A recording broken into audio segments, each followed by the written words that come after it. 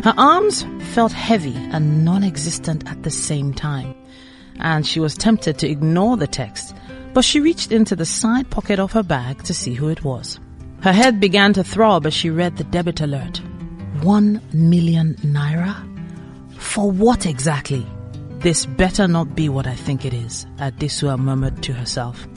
She hadn't made any large purchases this week, and she had been very careful with money in the last couple of months.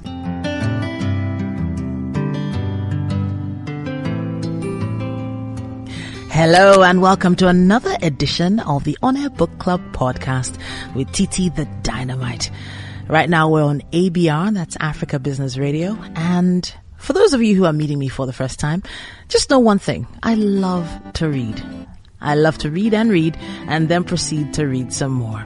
Hopefully with a podcast like this, I'll try and do my bit with repairing a somewhat fractured reading culture that we have in Nigeria and Africa as a whole. In front of me, I have a really great book. I have loads of great books, but this particular one is amazing. It's called The Smart Money Tribe, an African Woman's Guide to Making Bank, written by Arese Ugwu. She's known as Smart Money Arese, right? And before you meet her, let me give you a little insight into her background. Arese is leading the charge in guiding young Africans as they start their journey to financial literacy. The success of her first book, The Smart Money Woman, led her to a wildly successful Pan-African book tour that spawned the Smart Money Woman television series, of which she is the executive producer. She is also the co-executive producer and host of BusinessDay's The Bridge, a contributor to multiple publications and a sought-after speaker on the continent. She serves on many boards, including for House of Tara, Nigeria's Higher Education Foundation, and non-executive director, and as an associate member of WIMBIZ. Now, her experience working in wealth management in Nigeria led her to build the Smart Money Africa brand, a multimedia financial education platform purpose-built to facilitate African millennials' conversations about investments, about wealth, about entrepreneurship, and of course, employment. These powerful conversations motivate young people to learn new and diverse ways to earn, keep, and grow wealth. Wow. With a profile like that, you can imagine what sort of book she has decided to put together. Let me see if I can give you some insight when I mention some of the key characters in the book. So at the back of this book, when you read about the Smart Money Tribe, the question pops out at you. It says, is your friendship circle your money circle? You've probably heard this before. You've probably heard about the fact that your network actually equates to your net worth. But then the immediate people in your circle, how much value are they adding to you as a person, as a business owner, or even someone working in the corporate world? Well, we'll probably find out. Since we're going to meet Zuri, the real estate executive, we'll probably meet Lara as well, the oil and gas big babe. We might meet Tammy, the fashion entrepreneur, or Ladung, the former fabulous housewife. Someone I would like to meet is Addisua, the conservative lawyer. Let's see if we can take a few pages of the book and then have a conversation with the author.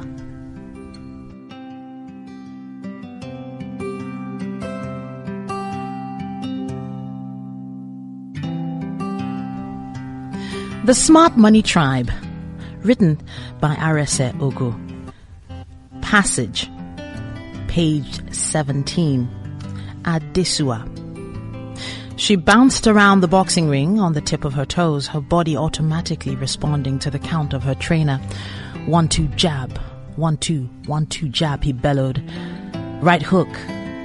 Addisua couldn't help but feel like she was boxing away her problems. These days, her boxing class at Elite Box Fitness was the only thing that helped release stress and had become her daily morning routine from Mondays to Saturdays. By the time the class had finished, she was dripping with sweat and her scalp beneath her natural hair braided all the way to the back was soaked.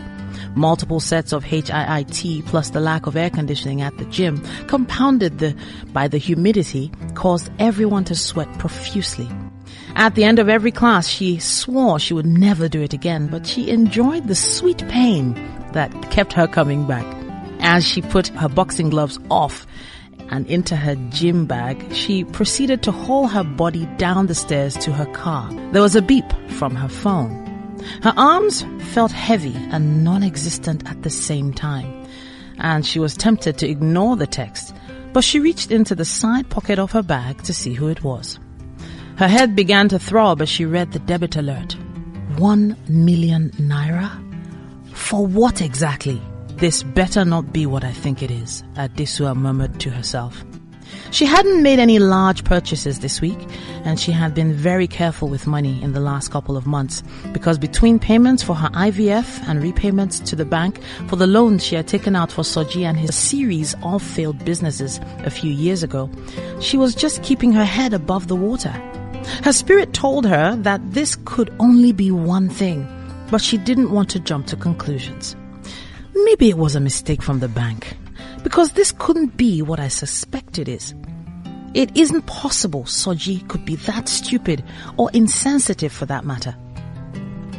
She ran all sorts of thoughts and scenarios in her head. Desura opened the car and got in behind the wheel, placing her gym bag on the floor of the passenger seat beside her, and settled into her seat. She put both hands on the steering wheel before taking a deep breath, knowing she would have to be calm to deal with the events that were about to unfold. What possible explanation could Soji have for withdrawing 1 million naira from their joint account without talking to her first? Money he had no part in earning, she fumed. She was so angry with her husband, angry at herself for being foolish enough to trust him again after the stunt he had pulled almost 2 years ago when he emptied their joint account, left her penniless, and ran off with that little twat, Chinasa. They were headed for a divorce until the slut he had been shacking up with dumped him after he ran out of money, so he came crawling back to her, claiming it was the devil. At first, she had been resistant to his pleas and constant begging, because deep down in her heart, she knew he only came back because she was his financial crutch, and he didn't love her, not in the real sense of the word. He needed her to maintain the lifestyle to which he had been so accustomed and had lost access to when he left her. She knew it would have been better to call it quits after his very public betrayal. But he started going to her parents' house every day to beg with his mother and other family members. Her father had initially been angry and didn't want her to go back to the marriage. Her mother had told her to pray to God to heal her marriage. But like typical Nigerian parents, they eventually instructed her to forgive him. "You have a child," they told her. "It would be foolish to abandon your marriage now for another woman to come and enjoy the fruits of your labor." At first, Hadesua had resisted. She didn't know how she was going to resume a marriage that was so broken, a marriage with no trust. For the first few weeks after he moved in, she felt like she was sharing her bed with the devil. They lived like strangers, like roommates sharing their individual responsibilities in the household with no emotion. However, as months passed and Soji's good behavior persisted, her walls began to fall. He would even wake up early to do school runs and pick Junior up from school in the afternoons, so she didn't have to leave work. He would leave little surprises on her pillow in the mornings, like a single red rose with a note underneath that said, "I love you forever, Soji." He was no longer hiding in the bathroom to take secret phone calls or staying out late, saying he was in a meeting. He was home every single day at 7 at night, and he seemed to be making a deliberate effort to find a job, and Addisua was happy. She felt as though the guy she had fallen in love with was back. She didn't mind that she still had all the financial responsibility as long as he was faithful and showed that he loved her and was committed to their family. However, her happiness was short-lived. They had decided to try for a second child, which spelt the beginning of the end as they began to deal with all the emotional and financial pressure that came with repeatedly failed IVF treatments. Soji had reverted to being Soji, unavailable, unreliable, and dedicated to his baby boy lifestyle. He was out almost every night. Hard Rock Cafe on Wednesdays, Cocoon on Thursdays, Club 57 on Fridays, the Boat Club on Saturday, and Cocoon again on Sunday night. It was exhausting. She didn't know how one person, just one person, could drink that much when they weren't making any money. And she was tired of complaining. She had decided to focus on her life to prevent herself from running mad from frustration. But this is absolutely insane, Addisua thought as she looked at her phone and confirmed the debit alert for 1 million naira to Cocoon, Lagos. Who does this? Addisua screamed as she banged both palms on the steering wheel of the car in frustration. Everyone in the compound was staring at her like a madwoman. She took a few calming breaths, started the car, and drove off. As she drove past Eco Hotel, she fought the urge to call Lara or Zuri. She still hadn't admitted to either friend that Soji was back in the house. She kept waiting for the right time, but the longer she put it off, the more awkward the conversation would have been if she told them now. They would only blame her. They had repeatedly told her before the marriage crumbled to remove all her money from the joint account so that Soji wouldn't have access to it. And at first, she listened. But as Soji's good behavior persisted, she foolishly began to trust him more. And as time went on, she felt guilty holding her money in her own account. She had convinced herself if she let go of the past and showed him she trusted him by resuming the use of their joint account, it would help to heal their marriage. She felt like a fool for allowing her parents to convince her that taking that ungrateful bastard back was the right thing to do, despite repeated betrayals. Once bitten, twice shy, they say. But in her case, it was more like once bitten, 100 times foolish. She forgave him for all his transgressions, every single one, and her phone beeped again. As she stopped at the traffic lights on Ozumba Mbadiwe, she turned her phone over and read the message from Soji. "My babe," the text read, "I'm sure you're still at the gym, but if you get a debit alert for 1 million naira, don't be alarmed. I can explain. Let's talk tonight. I love you forever. Soji." Yes, I read books. Most especially educational books, once in a while spiritual books, but other novels, but that's once in a while. I do read books by Nigerians, but most times they are educational. Or Nigerian writers are trying. It's just that I think they have not received the recognition that they deserve and all. It's more like Nigerian books it's rare to see Nigerian books sell outside, but they are all trying. And I think it has to get to a place where they will receive recognition even outside Nigeria. Then what they can do to improve the reading culture in Nigeria is probably, I think they have started a bit, but the world is getting digital now. So we should make most of these books available on digital platforms and all, so it can make it easier for people to read. I think there are some apps now that I think I saw one that is, I think any book, or I can't remember the name of the app, and then you can search the book, you can search the title of any book, and then you get to read it. So if Nigerian books can be done like that, it will help a great deal. Thank you.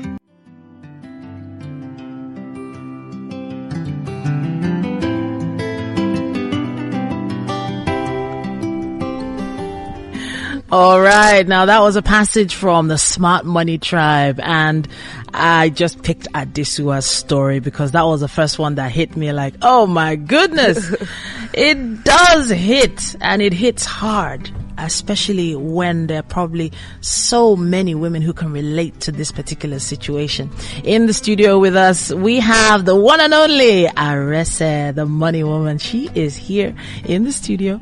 The Smart Money Woman has come to talk to us about this particular book. This is your new book, right? Yes, the Smart Money Tribe. Well, it doesn't feel that new anymore. Oh, it doesn't feel new anymore? Because it came out 2019, September 2019. It's still fairly fresh. So it's still fairly fresh. People are still reading it every day. But oh my God, that was incredible. Like, I'm sitting here just feeling all kinds of emotions. I've never heard anyone read my book like that.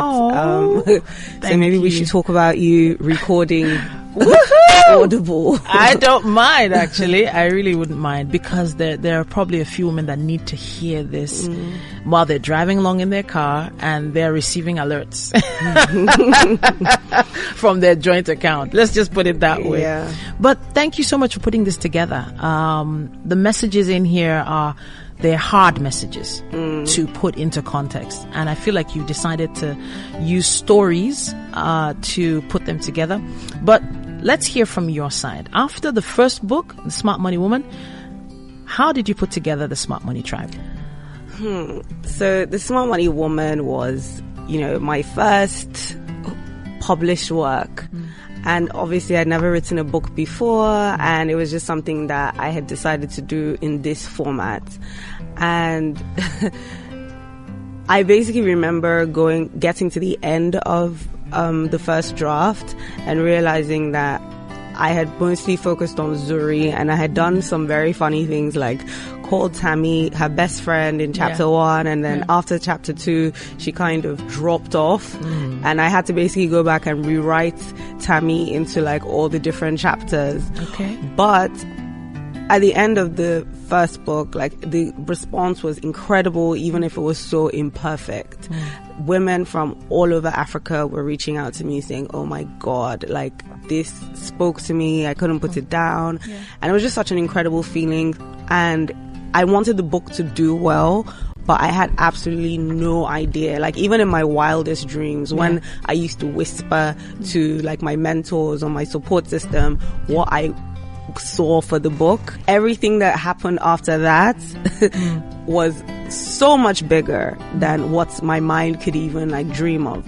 So the second book, I felt the pressure to commit to making it so much better than the first one, to learning, from my mistakes in the first one and basically building on that. So I think the biggest thing I'm really proud of for the second book is the character development. So with the first one, we were all about Zuri, and all the other characters, you felt them a little bit, but you didn't really like get their backstory. So with this one, I felt like the focus was on all of them.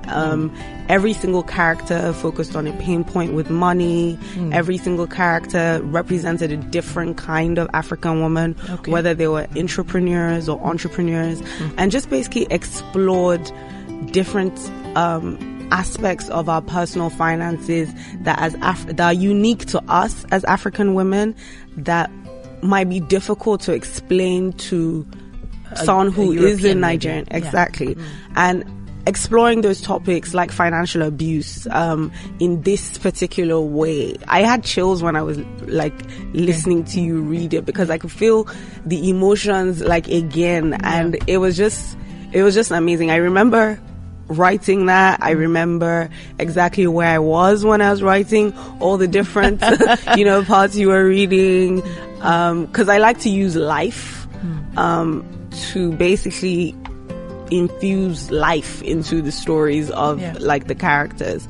So I go to elite boxing I know how I feel after and it's like, okay, how do you make these stories relatable to women?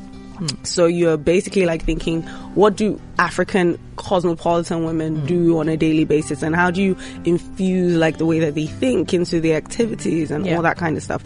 So it was really incredible. This chapter that you just read, I don't know how many people have sent me messages saying, listen, I gave this book to my sister. She's going through a really difficult time in her marriage, and she was crying because she felt like someone understood her, like she could see herself in the character.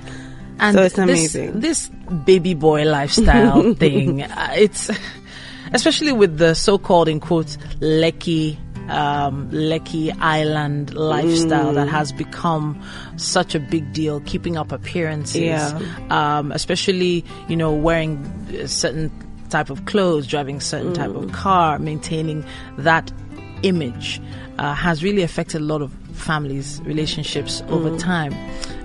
Just from personal experience, when I got married, we initially started living in Lekki Phase 1, and after the first year of paying rent, I sort of did like a mental projection of where it was going and the kind of financial frustration that could come about if we didn't make a decision quick. We're mainlanders right now, man, and proudly so, because of the fact that we decided to be honest with ourselves. Look, we don't actually have this right now. Maybe sometime soon we will. Yeah. But right now, no. And that's an important conversation to have with yourself. It's an important conversation to have as a couple. Because people always think that maybe because I write about personal finance, I'm basically somehow saying, oh, don't enjoy. Don't get it twisted. I like to go clubbing. I like to go on holidays. I like to look nice. But for me, it's not about judgment. It's about talking about, the fact that we need to do things that our incomes can support. So if someone's income is 100 million every year and they want to go on holiday and they want to do other things like that, it doesn't affect anybody else as long as their income can support it. But I think that it's also very real for people to have conversations with themselves to say, listen, I want XYZ because it looks good on Instagram, because I want to be able to keep up with a certain lifestyle, but my income cannot support this right now.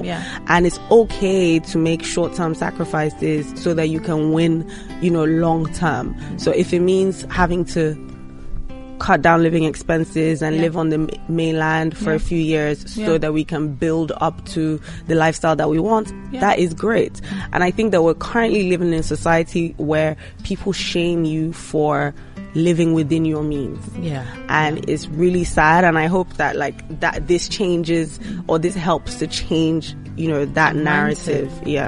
Thank you so much for putting this together. Honestly, there's so many topics to talk about. I noted that at the end of every chapter you have a smart money lesson. And so on page 227 it says smart money lesson, understand your capital structure.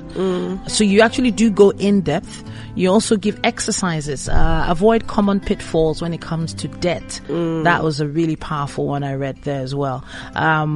How to avoid common pitfalls when it comes to equity. So you actually do go deep into investment advice and smart money advice in the book. It's not just about the stories.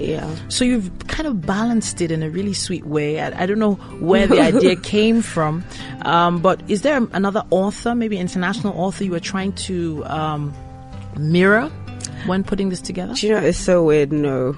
Really? So the thought process was this. It was, I'm targeting African millennial women, right?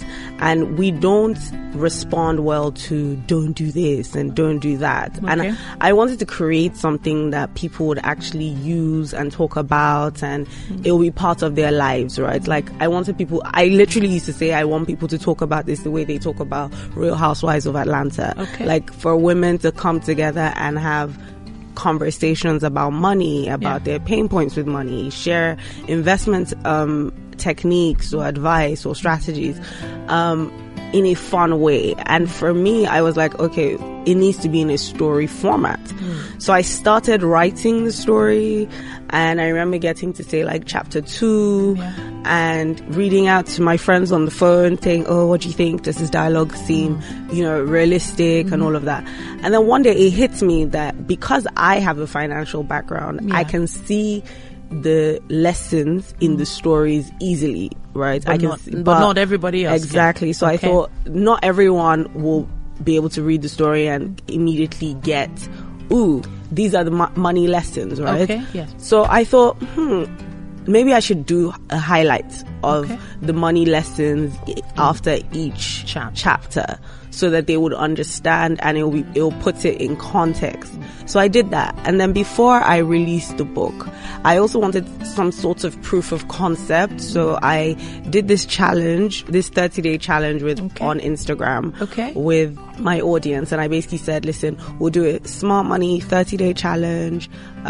Talk to me about all your pain points, like with money.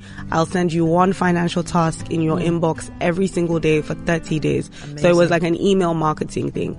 And I basically took all the concepts that I had written about and put it in that email challenge so that I could see how people would respond to it before I went ahead and published the book. So Amazing. It was basically every week they would come and I would do, because we didn't have Instagram, we didn't have Insta stories at the time. Yeah, sure. So they would have a link and, you know, I would basically be answering questions that people sent via email. And it was interesting because it made me see all the parts that people responded to. It made me see all the parts that the questions that people asked that I hadn't written about in the book. So it helped me make the book stronger. And because of the response to that challenge, I decided, why don't I also put exercises? So the exercises that were in the challenge, I then decided to put in the book as well. So it became story, highlights of the small money lessons, and then exercises. So it kind of, the idea kind of was an organic, it happened organically. I can see your smart money journal at the back of the book as well. You talk about the vision statement, your net worth, that's your assets versus your liabilities, your money goals, a lot of money goals, top 3 goals for this month. I like that. Expenditure. Whew. I love the fact that at the top of that I hear mortgage. Oh my goodness, I'm sweating just saying that word, mortgage. Mortgage versus rent. Yeah. Goodness me. Then immediately after mortgage and rent, you put tithes and offerings. Isn't it supposed to be the other way around? Tithes first and then mortgage and rent? I don't know. We might not have enough time to talk about that one. But I did want to talk to you a little bit about piracy. This issue of piracy. Now, if you've been on the streets of Lagos in traffic, you've probably seen a version of the Smart Money Woman and the Smart Money Tribe in different colors, different shapes, different shades, some different fonts. Different fonts. Now, some artists, I say artists, like musical artists, have expressed some kind of positive, energy towards the fact that it's being pirated. It means you've made it, you've hit. Did you ever really feel that way, or did you feel really ticked off about this piracy thing? It was a mixed blessing. Okay. In that, on one hand, I remember first of all, it was people sending it on WhatsApp. Oh, wow. So it was digital piracy. Yep. Oh, wow. People were sending it on WhatsApp. Someone had somehow broken into like the Amazon version of the book, because the printed version for me was different. Like I had specific markers for the one that went to print in Nigeria and the one that was the ebook. So I knew which one had been tampered with. And they basically were forwarding it on WhatsApp, and you can't do much about something like that once it's on the internet, right? Like it's difficult to take back. People are sending it to their family groups, their church groups, and I'm getting messages on Instagram saying, "Hi, Arese, oh my God, I love your book so much. I sent it to 20 people. Like, see the screenshots," and I'm like, "Girl, you owe me money." But the beauty. So the first time that I heard that there were people actually starting Instagram pages to sell my book, like to sell the pirated version of my book. So you'd see something on Instagram like, WhatsApp, send me a blah, blah, blah on WhatsApp, and for 1.5, like I'll send you the book. And I remember one time we actually investigated a few of it, like a few of them, and went like really deep in finding out like who the person was and all of that. And basically, it was someone in Benin, doing it, but she had gotten it from someone else, and there were basically like multiple people doing it. Then there was a new layer of people actually seeing that the demand for this thing was huge, so they started selling it on the streets. But I'll say it was a mixed blessing in that it became so popular because of piracy as well. Yeah. So I had created this demand on Instagram, but they now had like a supply chain. The pirated version had a supply chain that I couldn't compete with, which was mostly like free and cheaper. And as painful as it was, I cried because it felt like I had put a year and a half of my life into writing something, creating something that's so powerful, so amazing, and other people are trying to profit off it. But it also meant that when I went on a book tour to countries like Kenya, Ghana, South Africa, before I entered that market, they knew there were women who already, I would book like an event for say like 100 women or 200 women, and half the women in the room haven't never met me before, but had read the book because they read it on their WhatsApp group or whatever, but still loved it so much that they would pay to come to an event to speak to me directly and buy like the hard copy because they're like, I want this for myself. Like it's I don't want to just have like the soft copy. So I feel like it made the book have more of a widespread like impact. But it is still painful. I wish that there were better channels for sort of managing like these copyright infringements in Nigeria. I'm still trying to find different ways around it, but when needs must. Maybe I'll focus on creating the books and making the TV series, because the book we have a show, a TV series that is coming to Netflix wow. September 16th. So we're super excited. You get to see the characters like live, real life. And they're played by people like Osasi Godaro, Tony Tone, amazing, Inidima Okoje. It's pretty, incredible. So we've come really far. We've come really far with this, with the characters of these amazing women, and the messages in the book are very, very clear and they're concise and they are set to an African environment. And I have to thank you for that, because I know you're worldly. You are well traveled. You could have decided to bring in a Faye or Miranda into it, but you decided to make it homegrown, and I think that's amazing. Yeah. So I wish we could read from more of this, but there's just so much to talk about. And this is a podcast. But thank you so much, Arese, for coming to talk to us about your book, The Smart Money Tribe, an African woman's guide to making bank. Yes, indeed. The international best-selling author of The Smart Money Woman. That's me, honey. Yes, so in the Africa Business Radio studios. Now, if you would like to make some comments or contributions to today's topic, maybe say hi to Arese, you can always tag us online on Instagram at Africa Business Radio, and of course on Twitter at Africa Biz Radio. Now, of course, once we post this, there will be space for you to make comments and contributions there as well. Hopefully, Arese will be checking it out and she'll be responding to you right there. At Smart Money Arese. Yes, so I'm at Titithedynamite, and it's been a pleasure being your host today.